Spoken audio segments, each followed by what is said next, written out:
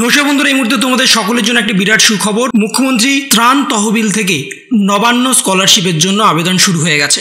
বর্তমানে তোমরা অনেকেই নবান্ন স্কলারশিপের জন্য আবেদন করতে চাইছো, কিন্তু সেখানে মার্কস কত লাগবে, কত টাকা অ্যামাউন্ট পাবে, কোন বছরে কত টাকা অ্যামাউন্ট পাবে এবং তার সাথে লাস্ট ডেট কবে, পারিবারিক বাৎসরিক আয় কত হতে হবে, বর্তমানে কারা কারা আবেদন করতে পারবে, মাধ্যমিক পাশে, উচ্চ মাধ্যমিক পাশে কিংবা মাধ্যমিকের আগেও কি আবেদন করতে পারবে, তার সাথে কি কি ডকুমেন্টস লাগবে এবং কোন কোন ডকুমেন্টসে কোন কোন জায়গা থেকে তোমাদের সিগনেচার করিয়ে আনতে হবে বিস্তারিতভাবে জানানো হয়েছে। এবং বর্তমানে নবান্ন স্কলারশিপে অ্যামাউন্ট তোমরা জানো 10,000 টাকা, স্বামী বিবেকানন্দ স্কলারশিপে অ্যামাউন্ট জানো সেখানে তোমাদের 12,000 টাকা। কিন্তু স্বামী বিবেকানন্দ স্কলারশিপে অ্যামাউন্ট পেতে গেলে তোমাদের কোন ক্লাসে আবেদন করতে হবে এবং নবান্ন স্কলারশিপের জন্য আবেদন করতে গেলে ক্লাসে তোমাদের পাস করে উঠে আবেদন করতে হবে, দুটো কিন্তু আলাদা প্রসেস। এবং সেখানে তোমাদের সরাসরি ওয়েবসাইটের মাধ্যমে জানিয়ে দেবো এখানে কত করে দেওয়া হচ্ছে এবং কিভাবে দেওয়া হবে, কারা আবেদন করতে পারবে। আমরা এখন সরাসরি আছি মুখ্যমন্ত্রী ত্রাণ তহবিলে যে অফিসিয়াল ওয়েবসাইট, সেই অফিসিয়াল ওয়েবসাইট cmrf.wb.gov.in। এই ওয়েবসাইটে আসলেই তোমরা সরাসরি এখানে দেখতে পাচ্ছ শিক্ষাক্ষেত্রে আর্থিক সহায়তা বিশদে জানতে, এখানে তোমাদের ক্লিক করতে হবে। ক্লিক করলেই তোমাদের সামনে দেখতেই পাচ্ছ চলে আসছে মুখ্যমন্ত্রী ত্রাণ তহবিল থেকে আর্থিক সহায়তা পাওয়ার শর্তাবলী। প্রথমে আছে আবেদনকারীকে পশ্চিমবঙ্গের স্থায়ী বাসিন্দা হতে হবে, পশ্চিমবঙ্গ রাজ্যের যে কোনো বোর্ড, কাউন্সিল, বিশ্ববিদ্যালয় থেকে মাধ্যমিক বা সমমানের অথবা উচ্চ মাধ্যমিক বা সমমানের অথবা আন্ডার গ্র্যাজুয়েট পরীক্ষায় উত্তীর্ণ হওয়ার পর রাজ্যের যে কোনো প্রতিষ্ঠানে অধ্যয়ন করতে হবে।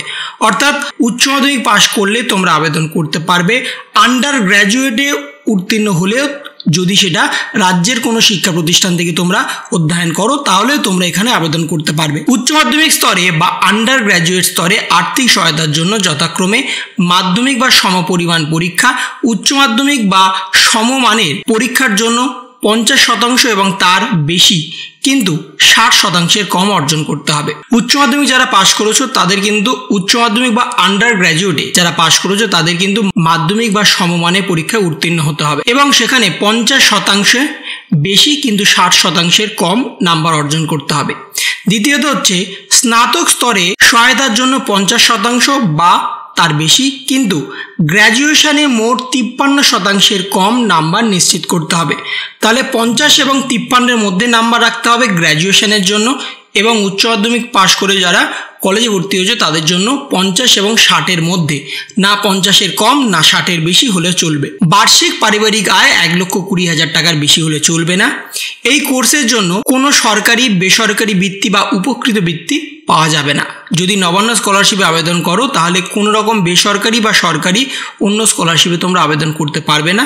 ধরে নাও তোমরা নবান্ন স্কলারশিপে আবেদন করেছো তাহলে কিন্তু তোমরা স্বামী বিবেকানন্দ স্কলারশিপে আবেদন করতে পারবে না বা যে কোনো বেসরকারি স্কলারশিপে আবেদন করতে পারবে না। একজন আবেদনকারী 1 বছরে অর্থাৎ 365 দিনে কেবলমাত্র একবারই রেজিস্ট্রেশন করতে পারবে। ধরো তোমরা এই বছর আবেদন করেছো, এবছর আবেদন করার পরে তোমাদের আর্থিক সহায়তা দেওয়া হলো 10,000 টাকা এবং নেক্সট ইয়ার আবার কিন্তু তোমরা আবেদন করতে পারবে। একই বছরে দুবার কিন্তু আবেদন করা যাবে না, সেটা কিন্তু এখানে মেনশন করে দেওয়া হয়েছে। আবেদন করার সময় নিম্নলিখিত বিবরণগুলি সরাসরি কিন্তু জানতে হবে এবং সেখানেও কিন্তু বলে দেওয়া হয়েছে। ছাত্র বা ছাত্রীর নাম মাধ্যমিক বা সমতুল্য পরীক্ষায় অ্যাডমিট কার্ড অনুযায়ী রাখতে হবে, অভিভাবকের নাম, বয়স, মাধ্যমিক বা সমতুল্য পরীক্ষার রোল নাম্বার এবং বছর, কোন বছরে তোমরা পাশ করেছো এবং তার রোল নাম্বার কিন্তু এখানে মেনশন করতে হবে। পিনকোড সহ পূর্ণ ঠিকানা তোমাকে লিখতে হবে, মোবাইল নাম্বার এবং আবেদন করার সময় মোবাইলটি আপনার হাতের কাছে রাখতে হবে কারণ ওটিপির মাধ্যমে ভেরিফাই হবে। ইমেল আইডি যদি তোমার থাকে তাহলে তুমি দিতে পারো, না হলেও না দিতে পারো, কিন্তু ইমেল আইডিটা দেওয়াটা বর্তমানে অনেকটাই লাভজনক কারণ ইমেল আইডির মাধ্যমে তোমাদের সমস্ত কিছু আদান প্রদান হতে পারে। কারণ তোমাদের ইমেল আইডির মাধ্যমে তোমাদের ভেরিফিকেশান হয়ে গেলে তোমাদের সেটা সুবিধা হবে। কোনো সময় ওটিপি নাও আসতে পারে, ইমেল আইডির মাধ্যমে সেই ওটিপিটাও কিন্তু চলে আসতে পারে। নেক্সট হচ্ছে ছাত্র বা ছাত্রীর নিজস্ব চালু সেভিং অ্যাকাউন্টের তথ্য, যেখানে অ্যাকাউন্ট নাম্বার, আইএফএসসি কোড, ব্যাংকের নাম এবং শাখা, এটা হচ্ছে মেন ইম্পর্টেন্ট যেখানে তোমাদের টাকা আসবে। অ্যাকাউন্ট নাম্বার, আইএফএসসি কোড, ব্যাংকের নাম এবং কোন শাখায় তোমাদের ব্যাংক আছে সেগুলো সব বিস্তারে কিন্তু দিতে হবে ফর্ম ফিল আপের সময়। নেক্সট হচ্ছে আবেদন করার জন্য প্রয়োজনীয় নথি। পিডিএফ ফরম্যাটে প্রতিটি 500 কেবির নিচে হতে হবে, এটা কিন্তু মাথায় রাখতে হবে। যে অনেকে আবেদন করে দেয়, আবেদন করার সময় ফটোকপি দিয়ে দেয়, সে ফটোকপি দিলে কিন্তু হবে না, প্রতিটা কিন্তু পিডিএফ ফরম্যাটে রাখতে হবে এবং সেটাও 500 কেবির নিচে। রেজিস্ট্রেশনের তারিখ থেকে 90 দিনের মধ্যে প্রয়োজনীয় তথ্যগুলি আপলোড করে দরখাস্তকারীকে সফলভাবে দাখিল করতে হবে। বর্তমানে আর কিন্তু অফলাইন কিছু নেই, সমস্ত কিছু অনলাইন হয়েছে। নেক্সট হচ্ছে ছাত্রছাত্রী পারিবারিক আর্থিক দুরবস্থা এবং বর্তমানে কি পড়ছে জানিয়ে মাননীয় মুখ্যমন্ত্রীকে নিজের হাতে একটা চিঠি লিখতে হবে। সম্পূর্ণ ঠিকানা ও মোবাইল নাম্বারে থাকা আবশ্যিক এবং ইমেল আইডি থাকলে উল্লেখ করতে হবে। মুখ্যমন্ত্রীর উদ্দেশ্যে নির্বাচিত স্থানীয় জনপ্রতিনিধি, সাংসদ, বিধায়ক তার একটা সুপারিশ কিন্তু তোমাদের রাখতেই হবে। তোমাদের সাংসদ বা বিধায়কের থেকে একটা সুপারিশ আনতে হবে এবং সেখানে তাদের সিগনেচার এবং স্ট্যাম্প কিন্তু অবশ্যই বাধ্যতামূলকভাবে থাকতে হবে। নেক্সট হচ্ছে যথাযোগ্য কর্মপক্ষে অর্থাৎ পূর্ণমন্ত্রী, প্রতিমন্ত্রী, জেলাশাসক, মহকুমা বিডিও, যুগ্ম বিডিও, মিউনিসিপ্যালিটি কর্পোরেশনের এই সমস্ত আধিকারিকের থেকে অর্থাৎ যারা যারা এ গ্রেডে আছে তাদের থেকে একটা মাসিক পারিবারিক আয়ের শংসাপত্র বা বাৎসরিক পারিবারিক আয়ের শংসাপত্র তোমাদের নিয়ে আসতে হবে। তোমাদের যে 1,20,000 টাকা যে বাৎসরিক আয় দেখানো হচ্ছে তার কিন্তু একটা প্রমাণপত্র এদের দ্বারা স্বাক্ষরিত করে আনতে হবে এবং সেই স্বাক্ষরিত কিন্তু তোমাদের এখানে আপলোডও করতে হবে। ছাত্র অথবা ছাত্রীকে একই পড়াশোনা ক্ষেত্রে কোনো সরকারি বা বেসরকারি সাহায্য পাচ্ছে কিনা ও বর্তমানে কোথায় কি পড়াশোনা করছে জানিয়ে একটি স্বঘোষণা বা সেলফ ডিক্লারেশন সেটাও কিন্তু দিতে হবে।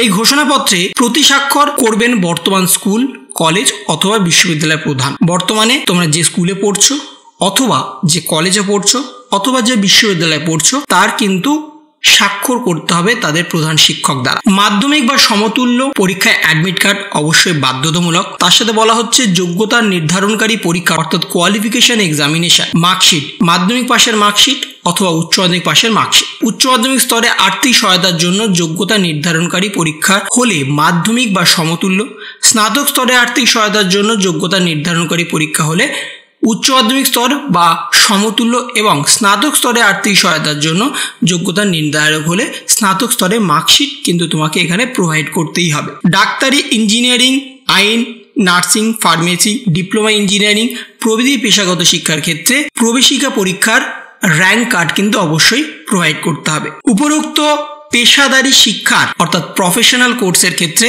প্রবেশিকা পরীক্ষার এনরোলমেন্ট লেটার অবশ্যই কিন্তু দিতে হবে। যারা ডাক্তারি, ইঞ্জিনিয়ারিং, আইনি অর্থাৎ ল নিয়ে পড়ছে বা নার্সিং, ফার্মেসি, ডিপ্লোমা ইঞ্জিনিয়ারিং যারা এই সমস্ত পেশাগত বা প্রফেশনাল কোর্স নিয়ে পড়ছে তাদের কিন্তু র্যাঙ্ক কার্ড এবং তার সাথে অ্যালটমেন্ট লেটার প্রোভাইড করতেই হবে। ছাত্র এবং ছাত্রীর ব্যাংক অ্যাকাউন্টের পাসবইয়ের প্রথম পাতার ছবি যেখানে আইএফএসসি কোড, ব্যাংকের নাম এবং অ্যাকাউন্ট হোল্ডারের নাম ভালোভাবে বোঝা যাচ্ছে তার কিন্তু ছবি তুলে পিডিএফ করতেই হবে এবং বর্তমান শিক্ষাবর্ষে বা সেমিস্টার ভর্তির রসিদ, বর্তমানে তোমরা যে স্কুল বা কলেজে বা যে ইউনিভার্সিটিতে ভর্তি হয়েছো সেখানে ভর্তির রসিদ বা সেমিস্টারের ভর্তির রসিদ কিন্তু অবশ্যই প্রোভাইড করতে হবে। এই সমস্ত ডকুমেন্ট কিন্তু তোমাদের প্রোভাইড করতে হবে এবং আবেদনের জন্য এখানে তোমরা ক্লিক করতে পারো। আবেদন করার জন্য এখানে তোমরা ক্লিক করলে ওয়েব পোর্টাল খুলে যাবে এবং এখান থেকেই তোমরা কিন্তু সরাসরি রেজিস্টার করতে পারবে। যদি তোমরা নতুনভাবে রেজিস্টার করতে চাও তাহলে তোমাদের এখানে সাইন আপে ক্লিক করতে হবে। সাইন আপে ক্লিক করার পরে তোমাদের সামনে ওয়েব পোর্টাল খুলবে যেখানে তোমাদের মোবাইল নাম্বার দিতে হবে, একটা পাসওয়ার্ড তোমাদের চুজ করতে হবে। সেই পাসওয়ার্ডটা মিনিমাম 8 থেকে 15 ক্যারেক্টারের মধ্যে হতে হবে। সেখানে লেটার, নাম্বার এবং স্পেশাল ক্যারেক্টার অর্থাৎ সিম্বল সমস্ত কিছু কম্বিনেশন মিলিয়ে একটা পাসওয়ার্ড তৈরি করতে হবে এবং সেই পাসওয়ার্ডটা এখানে দিতে হবে। তারপর এখানে যে ক্যাপচারটা আছে সেই ক্যাপচারটা কিন্তু এখানে তোমাদের দিতে হবে, দিয়ে তোমাদের সাইন আপ করতে হবে। সাইন আপ করার পরে তোমাদের আবার ব্যাকে আসতে হবে, গিয়ে এখানে তোমাদের লগ ইন করতে হবে। লগ ইন করলে তোমাদের সামনে ফর্ম আসবে, সেই ফর্মটা তোমাদের ফিল আপ করতে হবে। যা যা ডকুমেন্টস বলা হয়েছে সেই সমস্ত ডকুমেন্টস পিডিএফ ফরম্যাটে 500 কেবির মধ্যে আপলোড করতে হবে, তাহলেই তোমাদের কাজ শেষ। তোমরা যদি ফর্ম ফিল আপ করো এবং পিডিএফ ফরম্যাটে আপলোড না করো তাহলে সেই আপলোডের সময়সীমা হচ্ছে 90 দিন অর্থাৎ 3 মাসের মধ্যে তোমাদের আপলোড করতে হবে, না হলে তোমাদের রেজিস্ট্রেশন ক্যান্সেল হয়ে যাবে। এবং তার সাথে এর লাস্ট ডেট হচ্ছে ডিসেম্বর, তোমাদের ডিসেম্বরের মধ্যেই সমস্ত কাজ করে নিতে হবে। তাহলে এই ছিল একটা ছোট্ট ইনফরমেশন তোমাদের সকলের জন্য। যদি তোমাদের ভিডিওটা ভালো লেগে থাকে তবে লাইক করো, শেয়ার করো এবং অবশ্যই সাবস্ক্রাইব করো। তার পাশাপাশি তোমার মতামত কমেন্টের মাধ্যমে জানাও। ভালো থেকো, সুস্থ থেকো, ধন্যবাদ।